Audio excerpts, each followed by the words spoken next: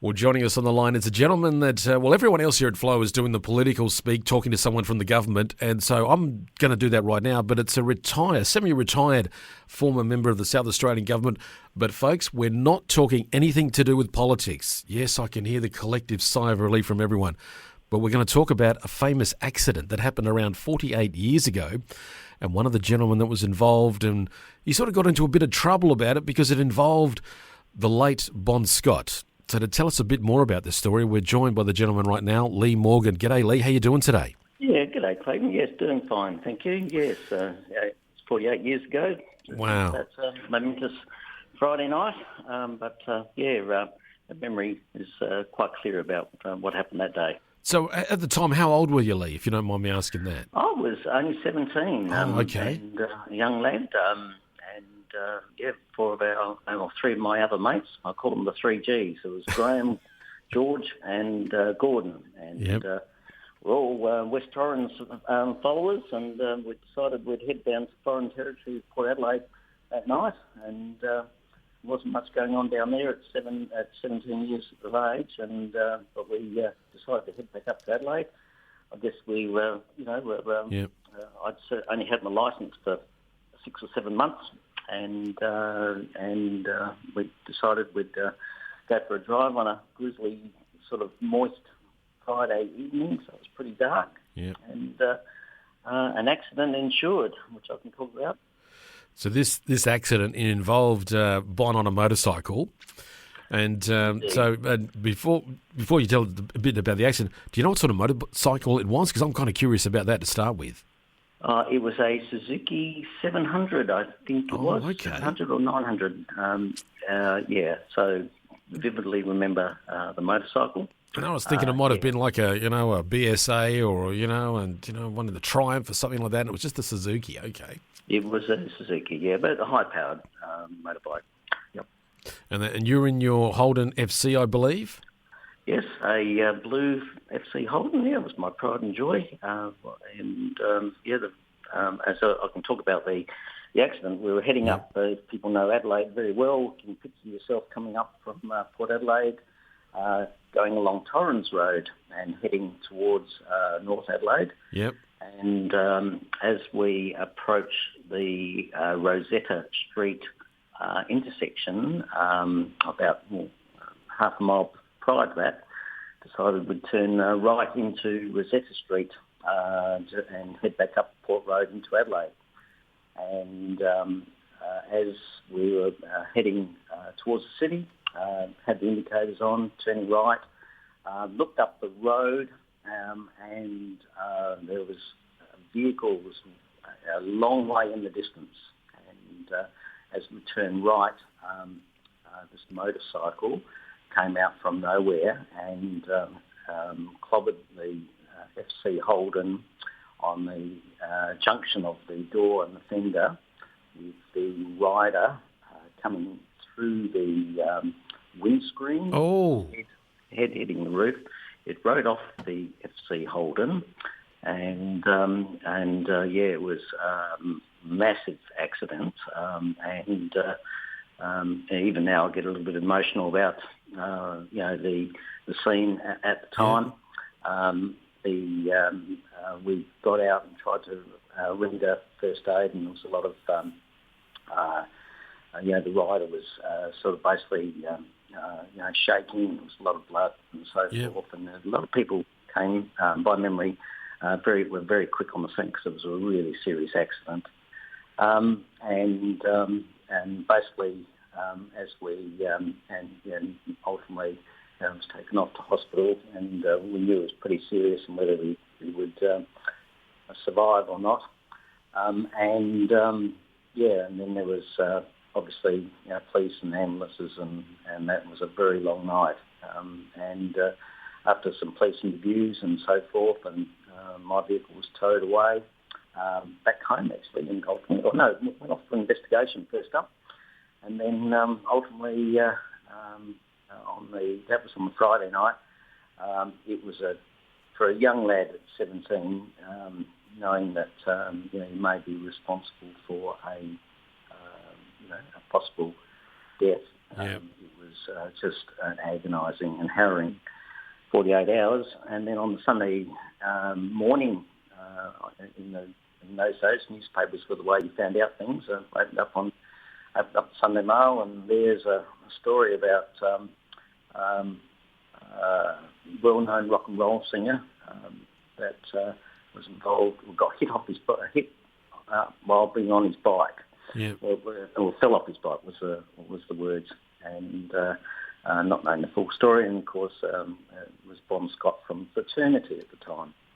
And at the time, Acdc, if rock and roll people know that Dave Evans, the first vocalist of Acdc, had left the band, and ultimately, while Bon was convalescing, and it was a long time he was in hospital, we'd heard some stories about who he was and what he was all about through my mum, who used nurses over at the Queen Elizabeth Hospital. We found out, that he was, part of fraternity, of course, and I was used to follow the bands even at 17 years of age during those times, so I knew who he was. I'd seen Dave Evans play with Acdc out at Praca Hotel, even though I was only 17. But ultimately, the event caused Bon to ultimately join Acdc within the coming months, and lo and behold, in December of the same year, 1974, I saw Bon play. I kept it. I didn't make myself known.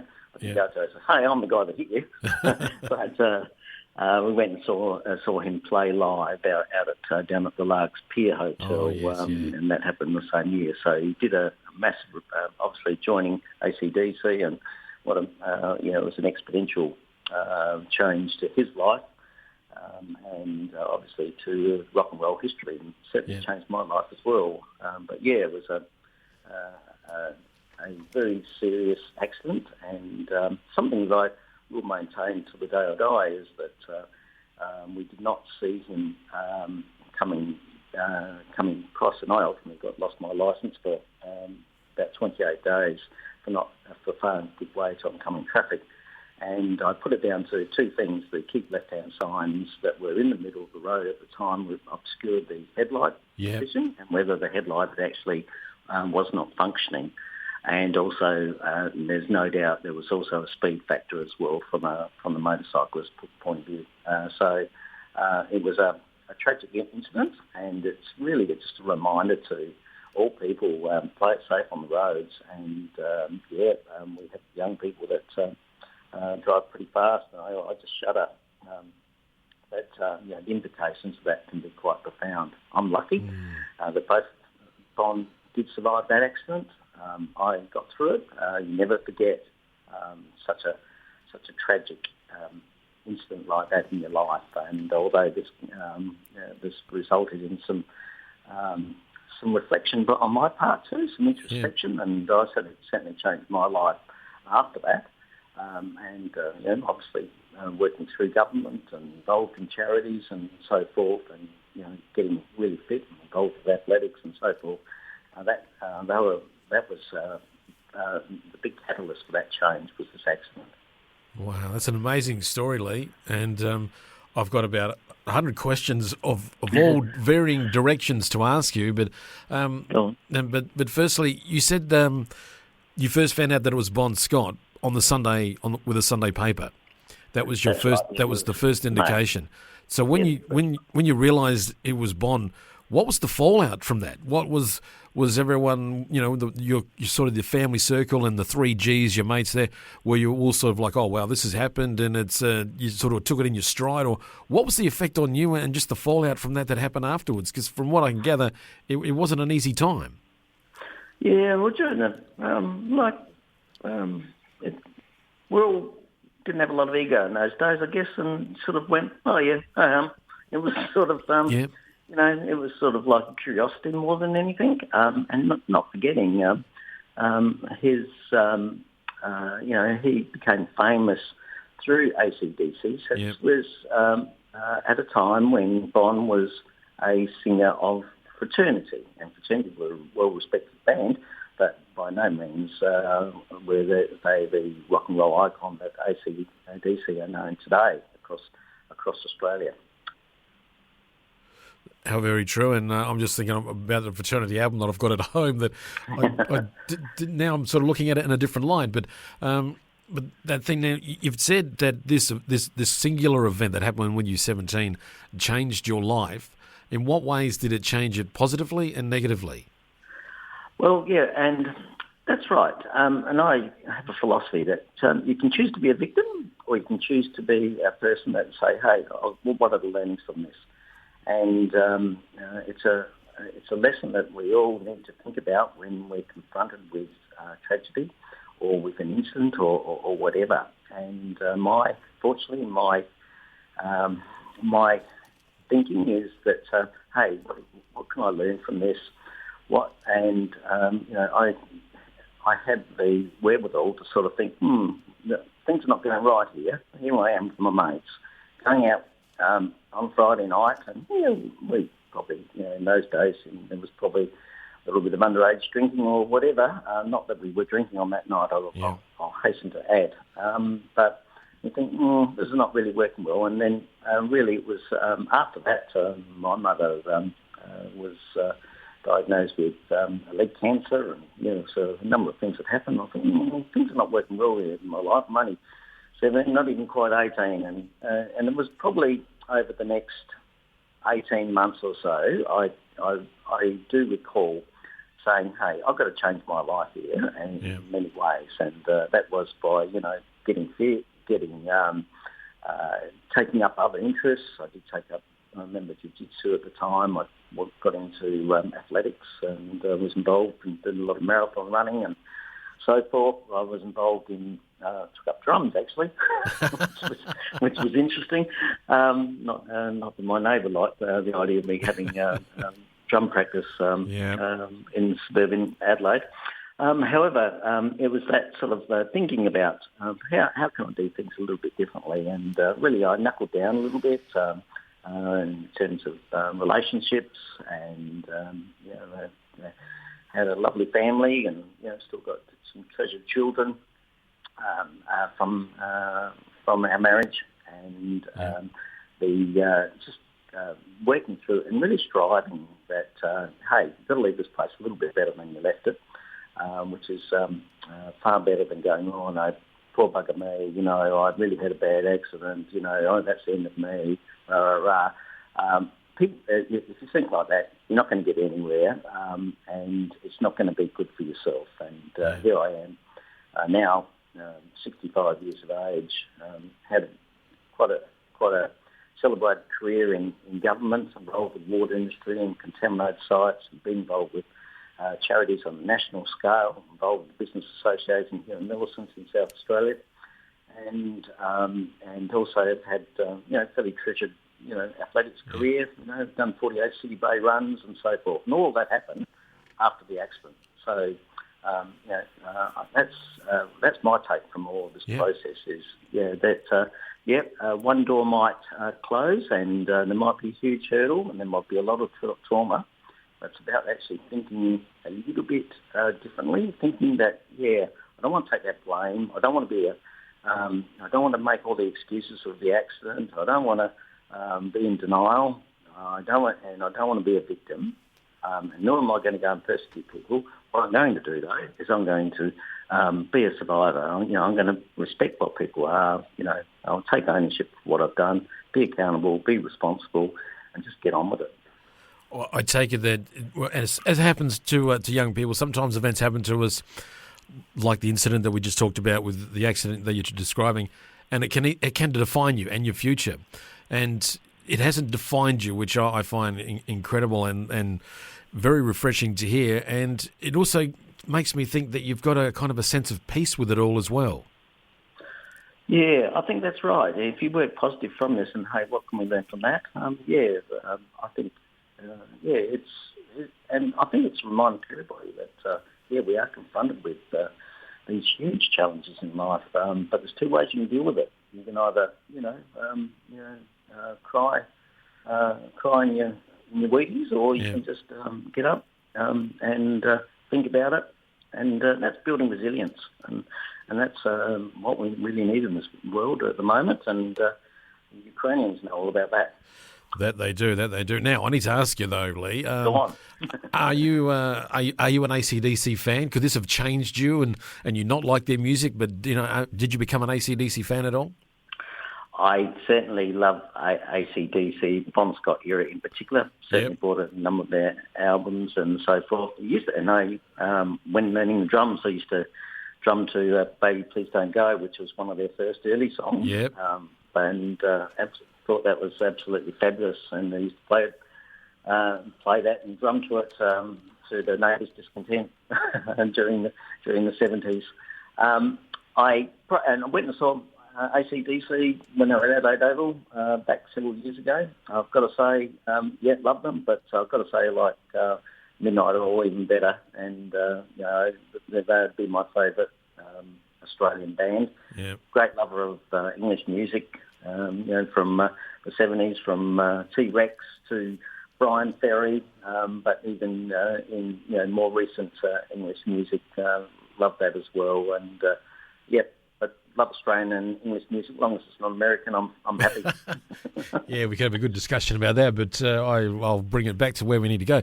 But I love the way that you said British rock there, so I'm saying I'm sort of thinking that like Led Zeppelin, The Who, that sort of you love all that sort of stuff. I love Led Zeppelin. Yes.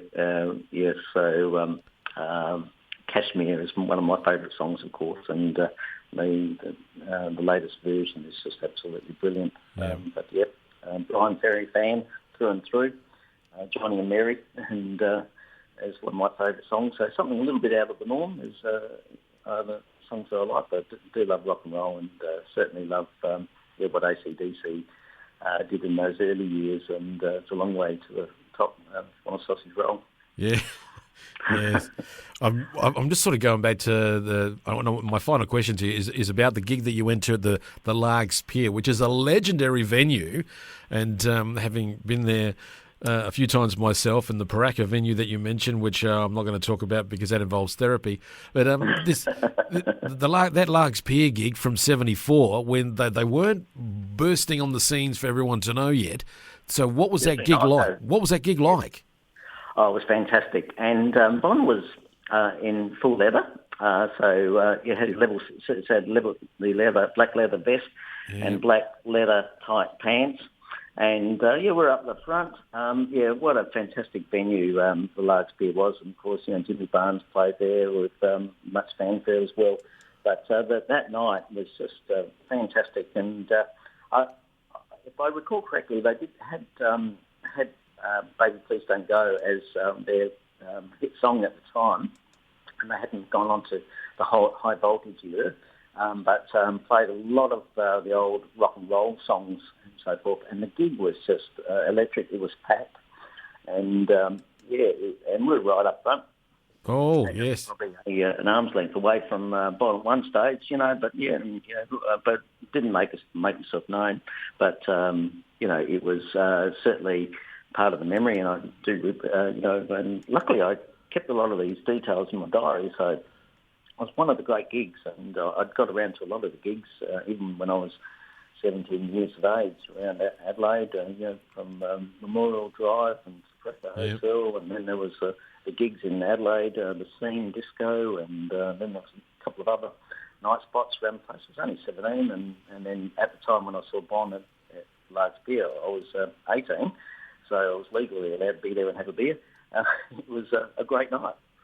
That I can imagine. Oh, I'm jealous. I'd love to have been there. What a night it would have been too. The Largs Pier. Oh, yes, when they were just, right there when it was raw and it would have been loud and sweaty and everything. Oh, just loving it. Just loving it. So, Lee, you're all okay with it now? You're happy for people to know about this story? I know it's going to be a part of Australian Story on the ABC, I think, on Monday night. You're all okay with it? You're happy talking about it? It's not something that sort of you've got to be coaxed to talk about? Potentially, yeah.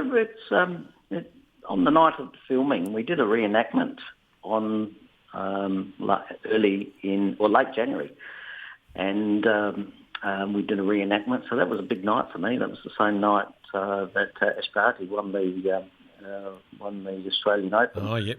And there we are doing filming, and I've had 2 knee replacements because I've done a lot of running in my lifetime.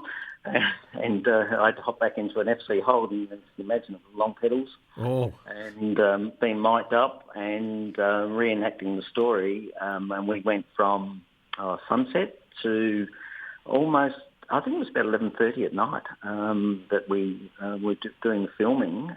They were taking different angles and GoPros and so forth, and mic'd up. It was a big night, and but I've got to say, after that filming, it took an enormous amount of emotional. It was a very emotional night, actually, and I couldn't sleep very well, and so forth. So it all came back to me. 48 years or 47 and a half years since the accident, and but now I've come to terms with it again, and it's probably in reflection, it's some good lessons to be learned by this generation about don't act as a victim and learn from the events that happen in your life. Absolutely. Lee, thank you so much for sharing the story with us, and I'll be looking forward to watching the version on the ABC on Monday night, but thank you so much for sharing it with us, and I'm glad you love rock and roll. Maybe we'll have another chat about rock and roll music another day. Yeah, and there's another book by Victor Marshall called Fraternity. You might have read it, and that's about the Australian pub rock pioneers, and I'm featured on page 443 onwards about the accident. So that might be something that you might want to think about. And a little anecdote to that, Adelaide's a very small place, and Bruce Howell is married to one of my former bosses in SA Water, Anne Howell, and so the connections just continue, don't they?